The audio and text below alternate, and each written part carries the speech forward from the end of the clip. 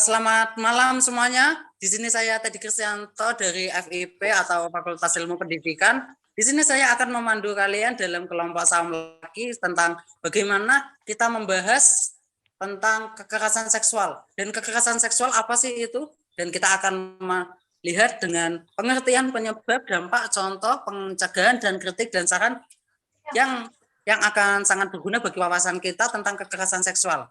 Dan pertama, mari kita dengarkan dari penjelasan Kak Septi yang akan menjelaskan tentang lingkup pengertian.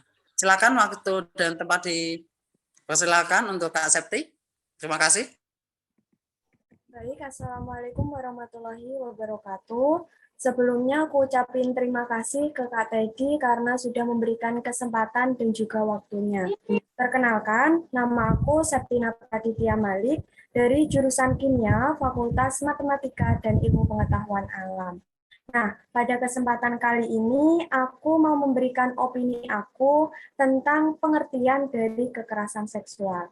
Oke teman-teman, seperti yang kita tahu, kalau kekerasan seksual itu kan terdiri dari dua kata ya, yaitu dari kata kekerasan dan juga seksual.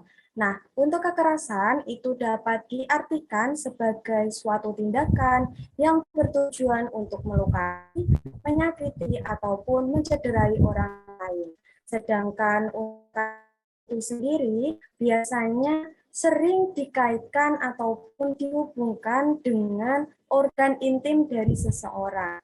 Jadi, kekerasan seksual dapat diartikan sebagai setiap tindakan, baik berupa perbuatan maupun ucapan yang dilakukan oleh seseorang untuk menguasai ataupun memanipulasi orang lain, serta membuat orang lain tersebut terlibat dalam suatu aktivitas seksual yang tidak dikehendaki. Jadi demikian teman-teman opini aku tentang pengertian dari kekerasan seksual. Apabila ada kesalahan, aku mohon maaf. Dan wassalamualaikum warahmatullahi wabarakatuh. Selanjutnya aku kembalikan ke moderator. Oke, terima kasih Kak Septi untuk penjelasannya. Dan yang kedua kita akan membahas tentang pengertian lagi, dan itu adalah aku sendiri sebagai moderator. Dan di sini saya akan menjelaskan tentang pengertian dari kekerasan seksual. Dan apa sih kekerasan seksual itu? Dan mari saya akan bacakan yang ya teman-teman. Jadi kekerasan seksual itu menurut saya sendiri adalah tindakan yang dimana memaksa korban untuk dipegang dan juga aba ataupun semacam itu, yang dimana dilakukan dengan cara pemaksaan, dan meskipun tanpa paksaan pun itu tetap saja tidak boleh teman-teman. Dan kekerasan seksual itu sendiri sangat berbahaya menurut aku sendiri, dan itu sangat tidak boleh sih menurutku. Emang hukumnya tidak boleh. Nah, seperti itu. Dan aku akan menjelaskan tentang gimana sih pengertian dari ahli-ahli. Yang pertama dari sebentar ya teman-teman, dari komunitas perlindungan perempuan, yang dimana ia mengatakan bahwa kekerasan seksual sebentar teman-teman. Kekerasan seksual dari komunitas perempuan yang dilansir dari Rika Rosvianti mengatakan bahwa kekerasan seksual adalah setiap tindakan berupa ucapan maupun perbuatan yang dilakukan seseorang untuk menguasai atau memanipulasi orang lain serta membuat terlibatnya adalah aktivitas seksual yang tidak dikehendaki oleh korban. Dan mungkin itu saja yang bisa saya sampaikan dari pengertian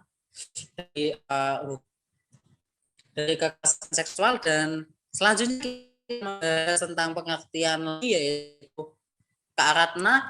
Untuk waktu bisa dimulai dari 2 menit atau kurang juga boleh, dan tempat dipersilahkan Kak Ratna. Bismillahirrahmanirrahim. Assalamualaikum warahmatullahi wabarakatuh. Sebelumnya saya berterima kasih atas kesempatan yang telah diberikan kepada saya. Jadi untuk definisi daripada kekerasan seksual menurut perspektif saya, ada kondisi di mana seseorang melakukan hal-hal berbau seksualitas kepada entitas tertentu tanpa adanya persetujuan eksplisit. Jadi perlu digarisbawahi bahwa untuk kekerasan seksual dan juga pelecehan seksual itu sebenarnya adalah dua konsep yang berbeda.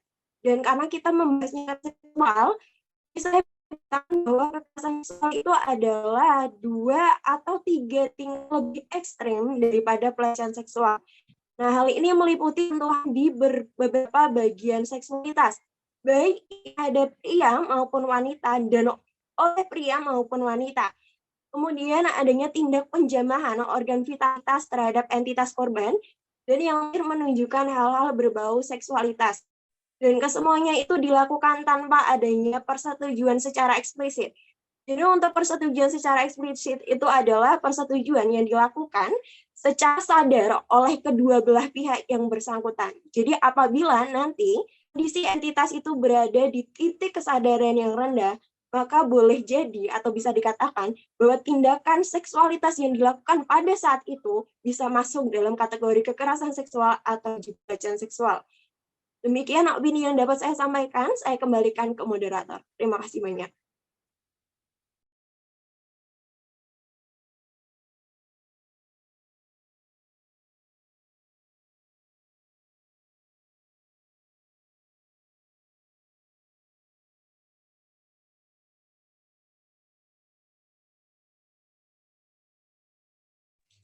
Maaf Kak, Permisi. mikrofonnya Maaf, lupa.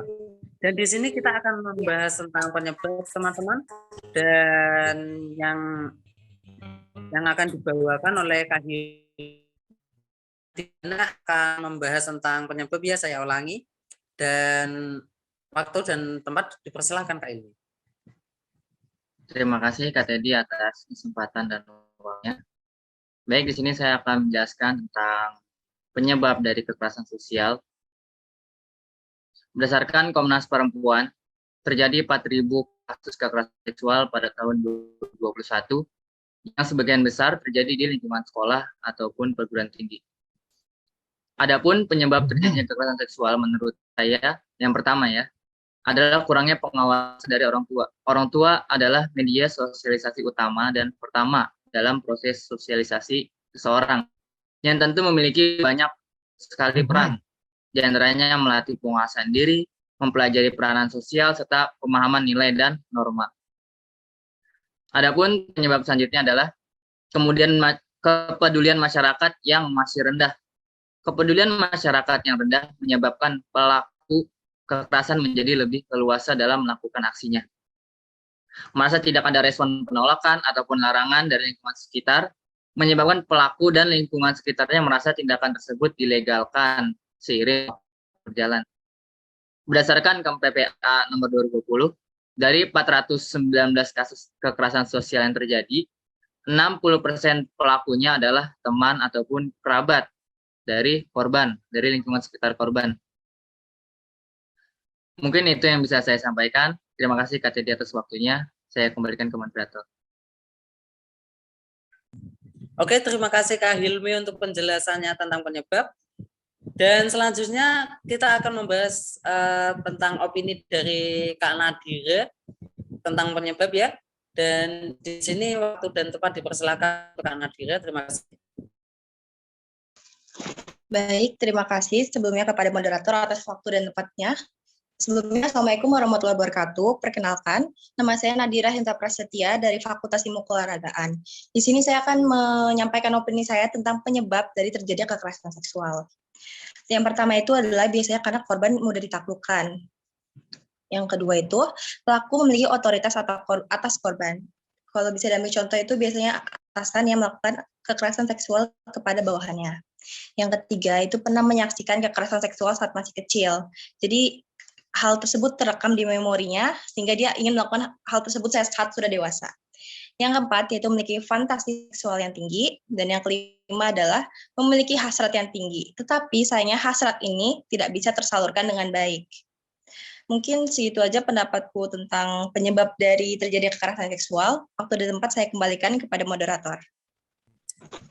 Oke, terima kasih Kak Nadira untuk penjelasannya tentang penyebab. Dan selanjutnya teman-teman kita akan membahas tentang penyebab lagi karena ini masih dalam lingkup penyebab.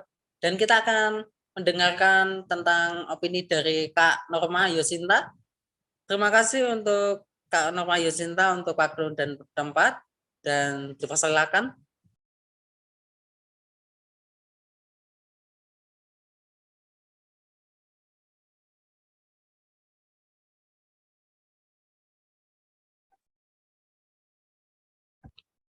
Kak, itu mic-nya.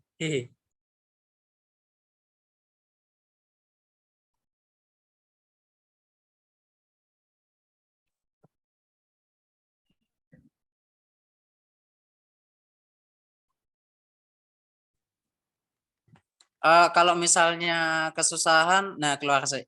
Nah, thanks.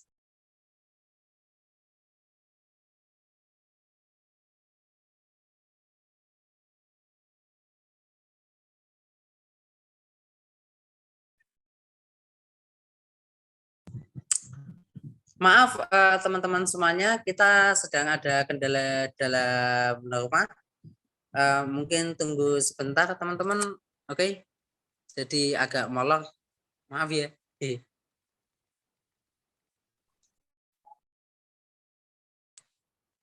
Oke. Jadi untuk membahas tentang Kak Norma nanti dulu aja. Kita akan membahas tentang dampak dalam lingkup dampak sekarang. Dan yang pertama kita akan mendengarkan opini dari Kak Ellen.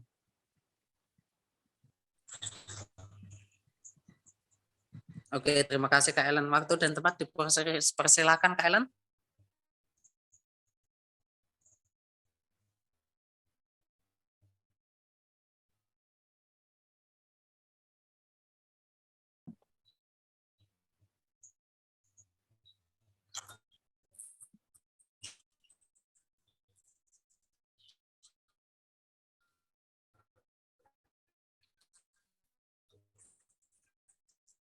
Suaranya kurang jelas Kak Ellen. Tolong kalau misal kurang jelas itu videonya tolong dimatikan aja nggak apa-apa. Baik, terima kasih kepada moderator. Oke. Perkenalkan nama saya korbannya. Dampak pelecehan seksual terhadap psikis korbannya tidak main-main. Tidak sedikit dari mereka yang mengalami trauma.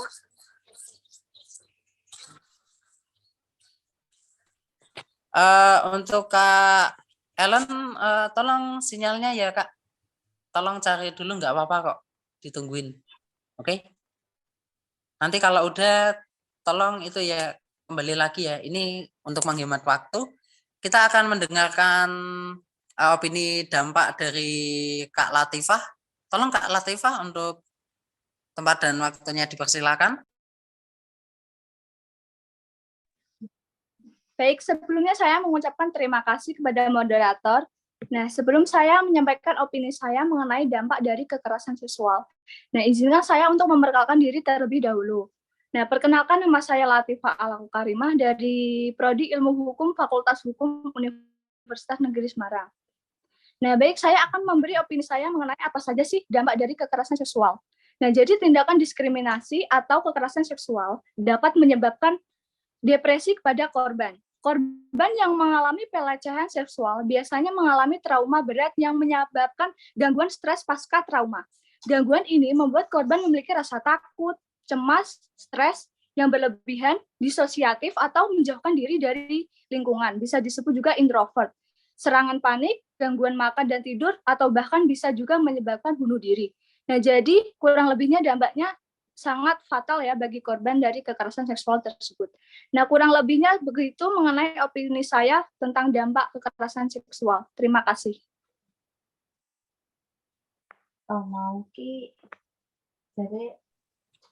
Oke, terima kasih penjelasan tentang dampaknya Kak Latifah. Dan sekarang kita akan memberitahu kalian semua tentang bagaimana sih contoh-contoh atau ya contoh-contoh sih, contoh-contoh nyata apa yang bisa dilihat dari kekerasan seksual agar kita bisa berhati-hati untuk tidak main-main dengan kekerasan seksual gitu loh. Dan yang pertama adalah Kak Nadia. Untuk Kak Nadia, waktu dan layar dipersilakan ya. Oke, terima kasih. Terima kasih untuk moderator atas kesempatannya. Perkenalkan, saya Nadia Adriana dari Prodi Pendidikan Bahasa Inggris, Fakultas Bahasa dan Seni. Pada kesempatan ini, saya ingin memberikan opini terkait salah satu jenis kekerasan seksual, yaitu pelecehan seksual non-fisik ya. Kekerasan seksual tidak hanya tentang pemerkosaan yang dimana pelaku melakukan kontak langsung pada korban, tetapi kekerasan seksual juga bisa berupa seperti intimidasi, ancaman, dan yang katanya candaan atau sindiran dengan sasaran seksualitas korban. Sayangnya ya, di Indonesia saat ini, pelecehan verbal ini masih dianggap wajar. Belum begitu banyak yang memahami bahwa kekerasan seksual juga dapat berupa ucapan.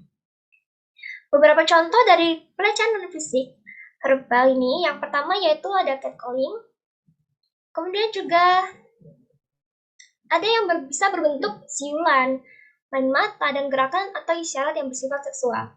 Saya akan memberikan contoh kasus pelecehan non-fisik yang dialami Denis Charista oleh pengacara Rasman Nasution. Pelecehan non-fisik ini dikemas dengan bentuk candaan yang jelas tidak akan terdengar seperti candaan bagi kita dan juga korban tentunya.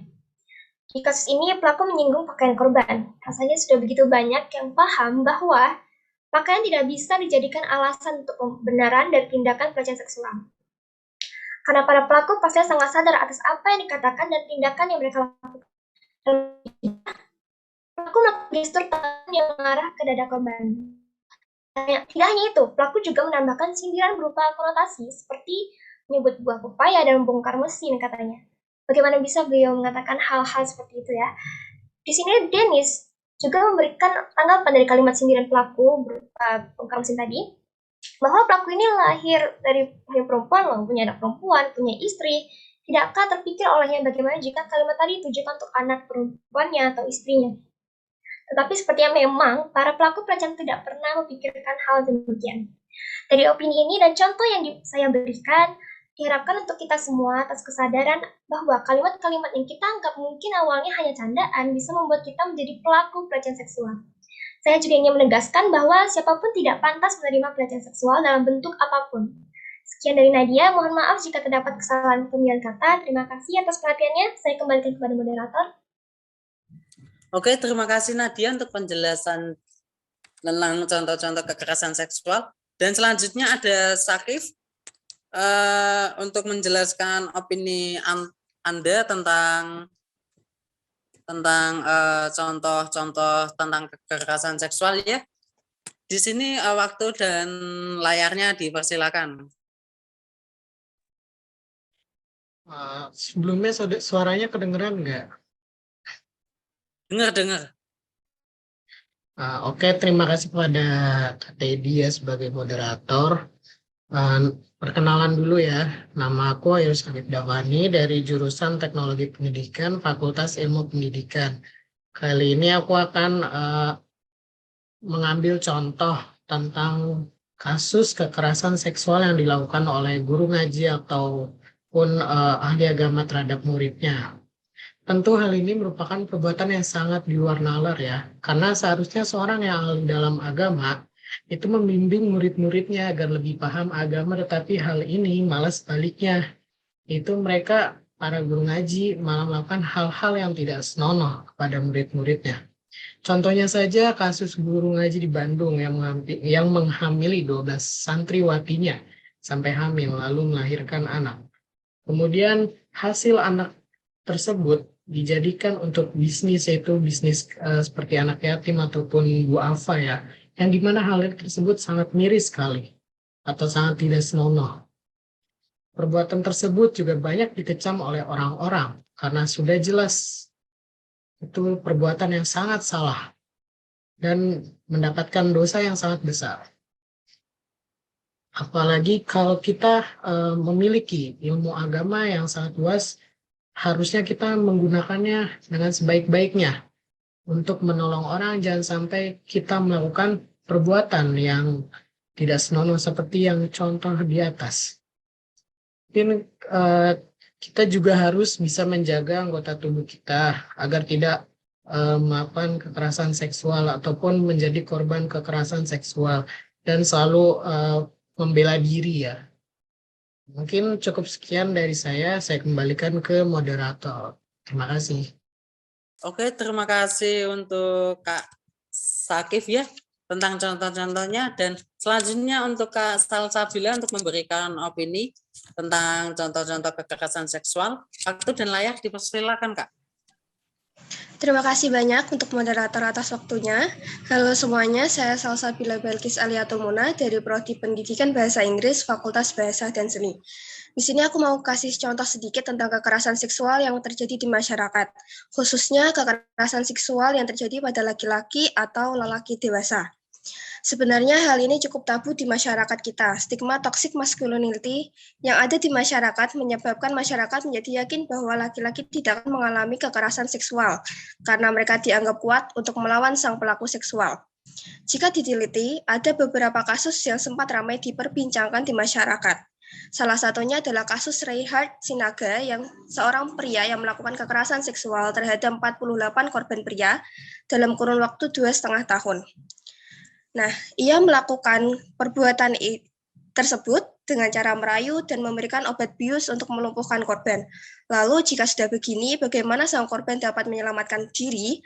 Para korban yang ada mengalami trauma yang sangat mendalam, dan tidak sedikit dari mereka yang memikirkan untuk bunuh diri karena perbuatan kejinya. Maka dari itu, menurut saya, kekerasan seksual itu dapat terjadi kepada siapapun dan tidak terbatas oleh gender yang ada. Dan masyarakat Indonesia harus tetap waspada dan sedikit memberikan perhatian lebih terhadap kekerasan seksual yang terjadi kepada laki-laki dan tidak mengabaikan kasus ini. Sekian opini dari saya. Terima kasih banyak. Saya kembalikan ke moderator. Oke, terima kasih untuk Kak Salsabila. Di sini aku ingin beritahu kepada teman-teman yang sedang melihat, untuk Kak Agung, kalau misal, ya udah nggak jadi. Maaf teman-teman mengganggu aktivitasnya. Yang pertama kita akan membahas tentang pencegahan ya lingkupnya. Yang pertama adalah Kak Agung untuk membahas tentang syarat tentang pencegahan kekerasan seksual. Waktu dan tempat dipersilakan Kak Agung.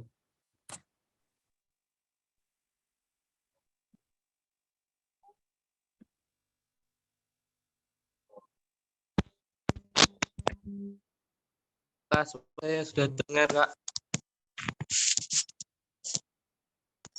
Oke, terdengar. Baik, saya mulai. Assalamualaikum warahmatullahi wabarakatuh. Perkenalkan, nama saya Muhammad Saputra Agung Pratama. Saya dari Program Studi Pendidikan Sosiologi dan Antropologi Fakultas Ilmu Sosial. Pada kesempatan kali ini, saya akan memberikan opini mengenai pencegahan kasus kekerasan seksual di lingkungan kampus. Kasus kekerasan seksual ini sudah didasari oleh Peraturan Kemendikbudristek Nomor 30 Tahun 2021 yang di dalamnya mengenai sanksi bagi pelaku pelecehan seksual, upaya pendampingan, perlindungan, pemulihan bagi korban. Dari Peraturan Pencegahan Tindak Kekerasan Seksual di lingkup kampus dapat dijabarkan sebagai berikut. Yang pertama, pihak kampus harus memiliki regulasi dan pedoman yang jelas mengenai kasus kekerasan seksual yang di dalamnya memuat sanksi pada pelaku dan jaminan pada korban. Yang kedua, pihak kampus melakukan kampanye pencegahan pelecehan seksual. Hal tersebut dimaksudkan untuk memberikan sosialisasi kepada para sivitas akademika agar tidak terjadi tindak pelecehan seksual. Pihak kampus dapat bekerja sama dengan organisasi kemahasiswaan. Dengan adanya kerjasama diharapkan bisa menyerap aspirasi mahasiswa terkait isu kekerasan seksual. Selanjutnya, yang ketiga, pihak kampus menyediakan layanan laporan dan pendampingan. Hal ini akan mempermudah korban untuk memperoleh keadilan dalam kasusnya. Dengan terpenuhinya hak keadilan dapat meminimalisir terjadinya gangguan mental pada korban.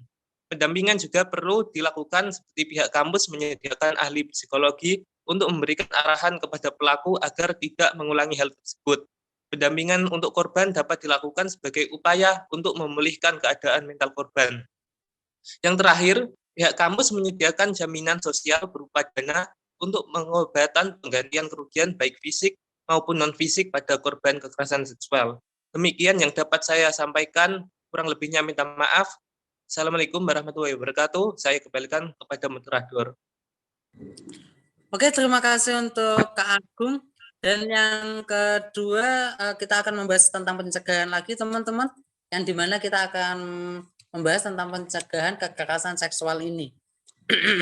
Yang dimana akan disampaikan oleh Kak Uswatun. Mohon tempat dan waktunya tempat dan layarnya dipersilahkan, Kak. Maaf.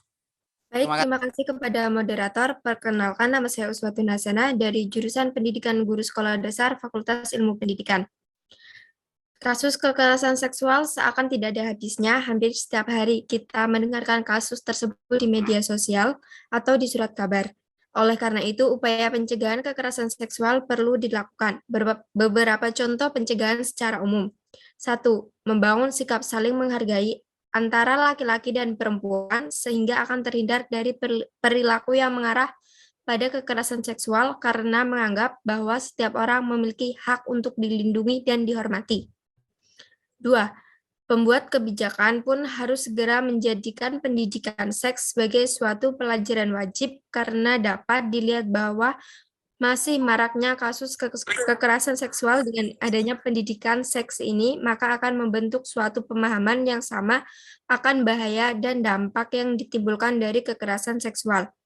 3. Orang tua pun harus memperhatikan pergaulan anak agar terhindar dari kemungkinan melakukan atau menjadi korban kekerasan seksual dan memberikan pemahaman mengenai cara menghormati orang lain dan tidak melakukan tindakan yang berkaitan dengan kekerasan seksual. Adapun pencegahan yang dapat kita terapkan. 1. Jangan percaya penuh kepada orang. 2. Bersikap tegas. 3. Membekali diri dengan pendidikan seksual. 4. Kuasai beberapa cara melumpuhkan lawan. 5. Mempersiapkan alat pelindung diri. Salah satu bentuk persiapannya adalah membawa alat perlindungan seperti semprotan cabai atau alat strum di dalam tas. 6. Hindari berpergian dengan orang yang baru dikenal. Sekian yang dapat saya sampaikan. Semoga dapat bermanfaat bagi kita semua dan mohon maaf apabila ada salah kata. Saya kembalikan ke moderator. Baik, Kak. Terima kasih untuk penjelasannya, Kak Salsabila. Dan untuk kali ini Kak Norma Yusinta sudah mulai bisa mengerjakan. Apakah betul, Kak? Iya, Kak, bisa. Untuk suaranya tolong. Kedengeran nggak? Kedengeran. Tolong lebih lagi, Kak. Halo? Oke, nggak apa-apa. Apa ya? Oke. Baik, terima kasih kepada Kak Teddy selaku moderator. Perkenalkan, aku Norma Yusinta dari jurusan Pendidikan Ilmu Pengetahuan Sosial, Fakultas Ilmu saja sih penyebab kekerasan lingkungan masyarakat. Yang pertama, kekerasan seksual terjadi dimulai dari adanya cara berpikir yang tidak setara sehingga menyebabkan salah satu pihak dijadikan objek seksual. Kerap sekali korban kekerasan seksual adalah perempuan dan anak. Sedihnya, korban seringkali disalahkan dalam kasus tersebut. Akibatnya, korban takut melaporkan apa yang terjadi terhadap mereka. Yang kedua, ada victim blame. Masih adanya sikap menyalahkan korban yang mengalami kekerasan seksual, seperti salah sendiri pulang malam atau lihat saja bajunya kebuka gitu. Ada narasi seolah-olah pihak korbanlah yang sengaja memancing kejadian kekerasan seksual tersebut. Yang ketiga, adanya relasi kekuasaan yang tidak seimbang. Relasi kekuasaan yang tidak seimbang antara guru dan murid, di mana guru lebih dominan atas muridnya, menyebabkan seorang pelajar memiliki potensi memiliki tindakan kekerasan seksual. Dalam hal ini, korban seringkali berada di bawah ancaman pelaku, misalnya diancam untuk tidak naik kelas, nilai turun, dan ancaman lainnya.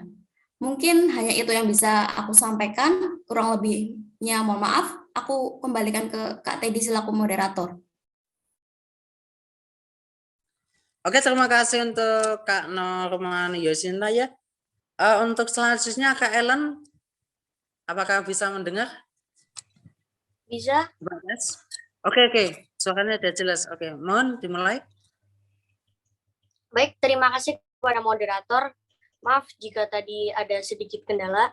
Perkenalkan, nama saya Zelimis Munanda, saya dari Fakultas Bahasa dan Seni. Di sini saya akan menjelaskan mengenai dampak dari kekerasan seksual. Yang pertama adalah bencana psikis bagi korbannya.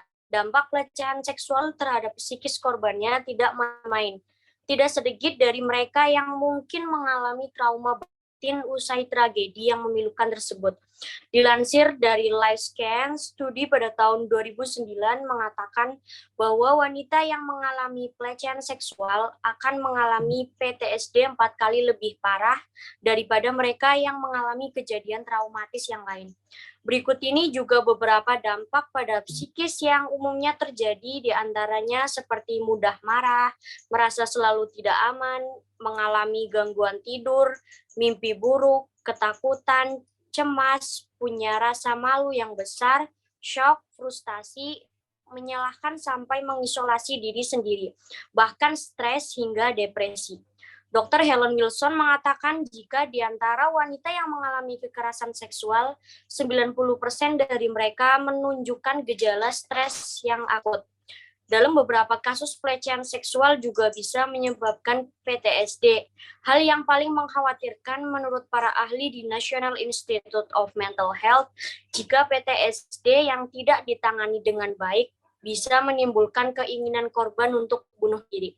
Sekian yang dapat saya sampaikan, dampak dari kekerasan seksual kurang lebihnya seperti itu. Saya kembalikan ke moderator. Oke, terima kasih untuk Kak Ellen. Dan selanjutnya kita akan membahas tentang untuk Kak Uswatun, apakah sudah ya tadi? Mohon maaf. Ya, sudah.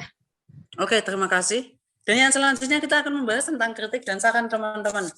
Untuk mungkin kritik dan sarannya untuk bagaimana caranya mengatasin atau kritikan untuk apa sih? Untuk UNES sendiri dan juga untuk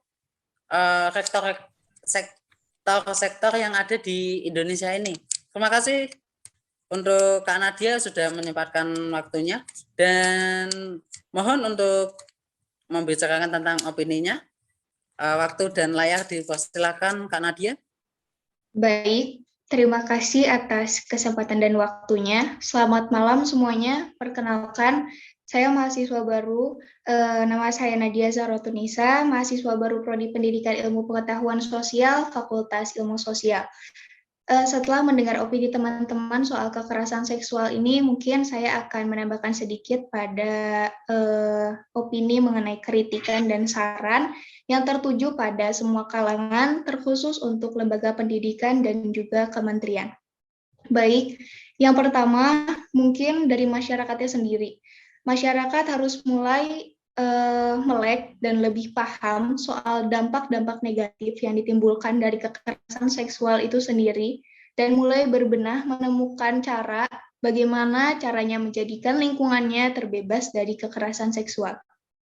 Lalu, mungkin bukan hanya masyarakatnya, namun juga pemerintah dan kementerian harus lebih memberikan penanganan yang serius soal kekerasan seksual ini. Salah satunya adalah Kemendikbudristek harus merevisi kembali soal Peraturan Nomor 30 Tahun 2021 tentang pencegahan dan penanganan kekerasan seksual di perguruan tinggi yang sempat ramai diperbincangkan karena pasalnya yang sangat kontroversial.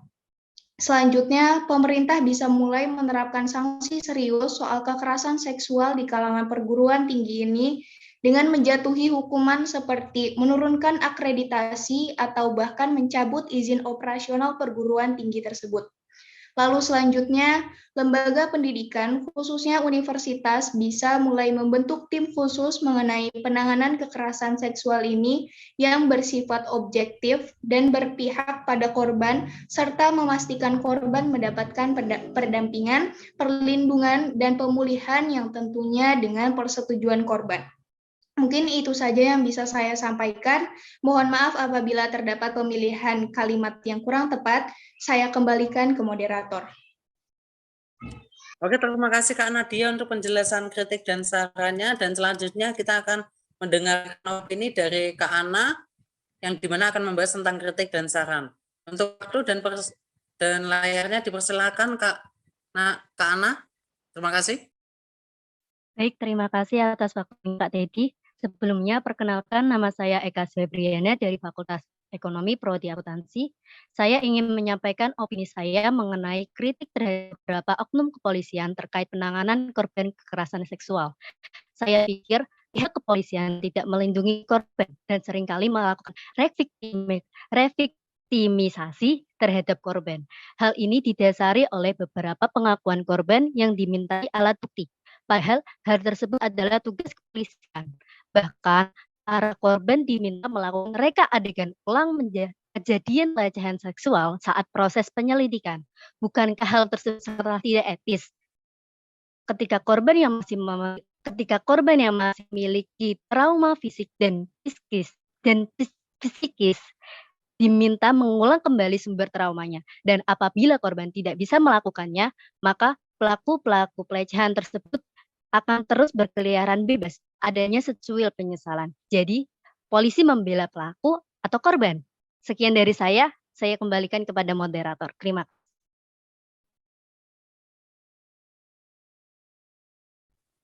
Oke, terima kasih untuk waktunya Kak Ana, dan sampai di sini kita sudah sampai ke penghujung acara dan semua teman-teman yang ada di sini sudah menyampaikan opininya. Dan untuk penutupan saya ucapkan minta maaf sebesar-besarnya dan juga mewakili teman-teman yang sudah memberikan opini. Maaf juga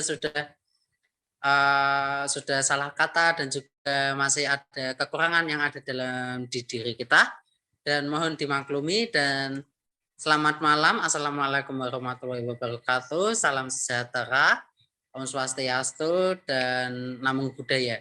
Terima kasih. Oke.